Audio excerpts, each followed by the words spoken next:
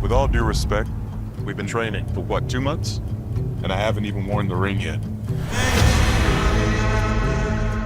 Don't get hung up on the jewelry, Junior. You're just a fucking substitute teacher. You're not ready to get up in front of the class until the ring says you are. But all right.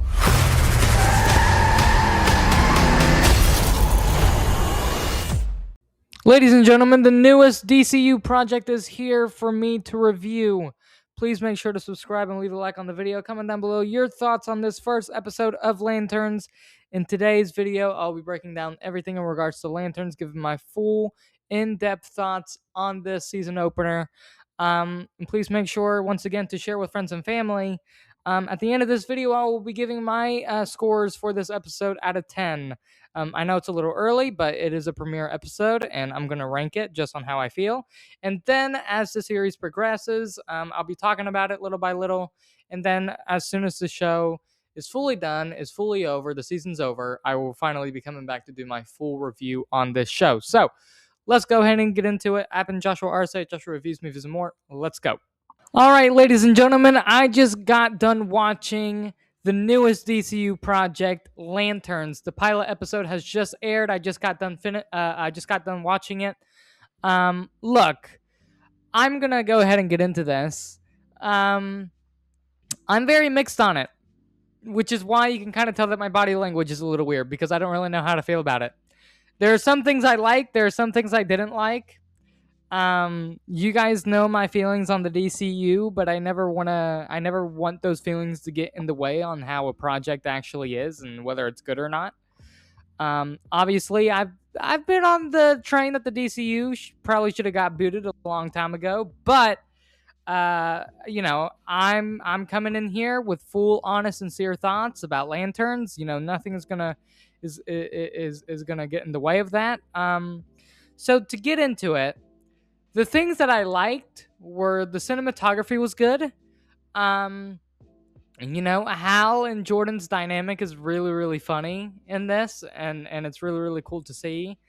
They do some pretty interesting things with Hal in this first episode, and kind of the arc that starts, I guess, or ends. We're gonna talk about that later. I'm gonna try and keep this portion of the review fairly spoilery. Or spoiler free, I should say. Other things that this does right. I feel like all the characters and their characterization is done pretty well. There is one character who I'm not really fond of, and how they kind of act, because it's not how they really act in the comics. But all that aside, I think everything that they do well. Like I said, the cinematography, the show seems to be well written. It's kind of messy at times. There are 3 timelines in this pilot. There's 1996, 2016, and 2026. And we're fairly in 2016 for majority of the episode until we get to 2026 by the end. This is kind of just like a recap of everything. One of the main things that I'm very, very confused about is the fact that we've had Green Lantern in this universe longer than we've had Superman, which I don't really know how to feel about, if I'm being honest, because Hal would have gotten his ring in 1986, right? Which is just crazy. I mean, I don't know, but for whatever reason, that bothered me a little bit. I have no idea. I have been on the bandwagon since this freaking show was announced, and it was announced that Kyle Chandler was going to be playing this character, Hal Jordan, that I wanted a younger Green Lantern. Did we get that? No. But it's okay. Look, everything that they do good in the show, they do good. They do well. And I'm not going to try to repeat myself too much.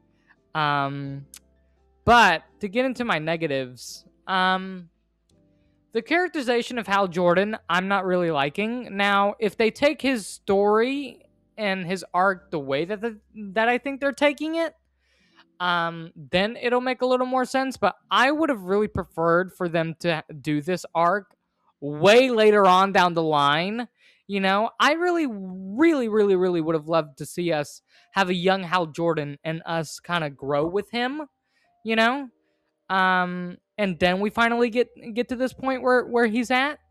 And it's, I don't know, it's weird. A lot of the things that he does in the show, I'm like, is that really my Hal Jordan from the comics? I mean, I don't really know.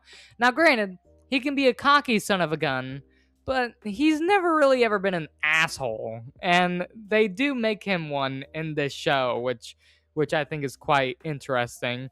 But they do make it very well known that earlier in his earlier stages of his career, he was a lot nicer. So, like I said, there's an arc going on there, and there's something interesting that they're doing with the character.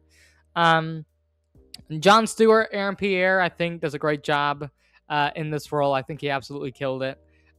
They're actually, both of them are on screen majority of this pilot. Like, they are there throughout. You know, we don't really get our eyes taken off of them that much, which I found to be pretty great to kind of set up that dynamic for the rest of the show. And I'm sure as the show progresses, we'll get introduced to more characters. But like I said in the beginning, I'm not sure how I feel about this, about this opening. It's a tough one for me. I will say some things that they do in this episode are questionable. And I'm not going to get into that until I get into spoilers. But they do some questionable things in this episode, which I find questionable at least. And I don't know how to feel about it. And with that being said, I am going to get into spoilers. So if you have not watched the episode, go watch it, come back, and then leave your comments down below so we can discuss. Let's just get the big one out of the way. They kill Hal Jordan in the first episode. Kind of crazy, kind of wild. And like I was saying earlier in my non-spoiler portion, they're doing this arc where it seems as if Hal doesn't really want to be Green Lantern anymore. Which is why I said earlier, I really would have preferred for us to start with a young Green Lantern, us grow with him, and then we finally get to this point, right? To kind of see what's happened to him and kind of, beaten up to this point to where he doesn't really want to be Green Lantern anymore. The arc that I would probably equivalent it to is probably Daredevil's and Daredevil Season 3 of the Netflix show. He's been doing this so long that he's gotten so beaten up to this point where he and kind of like in Born Again, where he's given up being Daredevil, right? In Season 3, all he really is just Daredevil, and he's kind of given up the Matt Murdock side, right? It seems as if in this show, he's really trying to give up the Green Lantern portion. We don't see them in the suits in this, and they actually make a joke about that in this. One of my negatives, actually, coming out of it is the comedy. A lot of it didn't really land for me. Some of it did, some of it didn't. I was just kind of like, okay, it's there. They say the F word a lot. Okay, I don't know why that was being said every 2 seconds. I think they may have been taking the TV mature rating kind of a little too extremely. Because I'm pretty sure even Daredevil had the TV MA rating, right? And they barely said the F word. Like, it's crazy. And then Born Again, they're saying it left, right, and center. But I don't know. I just, there's something about it, about this pilot that makes me feel It kind of just makes me feel like whatever, which is not something that you're supposed to be doing, James Gunn. You're supposed to be putting out a banger, but I'm very split on this. I'm very 50-50. I liked the majority of it, and I didn't like some of it. There's a freaking SEX scene in this show. Again, why are we obsessed with that, James? Had it in Peacemaker, had it in Creature Commandos. Now you're having it in Lanterns. And I guarantee you he would have had one in Superman had he given the opportunity. But that was a PG-13 rating. I don't get it. I don't know what his obsession and the DC's obsession with incorporating things like that, especially when kids of a certain age will be watching this. It's just very, very weird. People always say, oh, but it's TV mature, kids aren't watching this.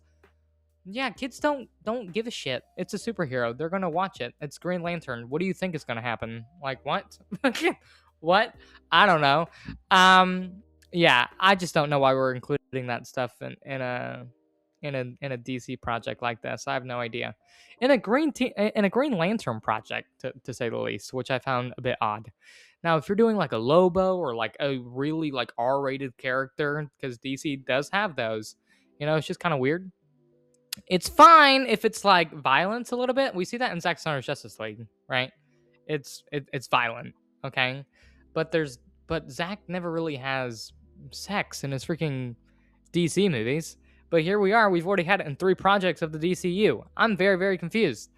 But to another one of my negatives is we kind of just like pick up with them, right? Like we're not really, I don't think we're really fully introduced to them. Like I really would have loved to see like a full-on flashback scene of Hal getting his powers and everything. He talks about it, he kind of explains it, but I really would have liked to see how this Green Lantern got his powers. And another one of my negatives, like I said, the first 5 minutes of this freaking show is one of the weirdest 5 minutes I've ever seen in my life. Jon Stewart's dad shoots an apple off of his kid's head.